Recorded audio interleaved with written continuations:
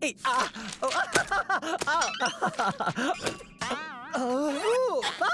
Are you okay?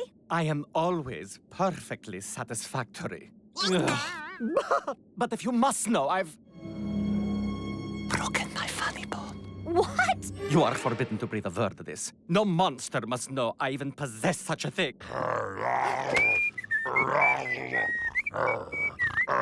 It would seem that Tiffany's cousin Marie's ex-boyfriend knows an ogre who knows an imp that knows a witch doctor that can keep a secret. As I will be gone for the day, I am leaving you in charge of the hotel. You may now proceed with senseless dithering. Could you say that again, please? Senseless dithering. Now there are a litany of chores to tend to. Holy rabies. Feed and walk the Cerberus. Check the bottomless pit is still bottomless. Ensure Uncle Gene is still breathing. Do you think you can handle that? It's only a day. No prob. Even a brainless zombie could do it.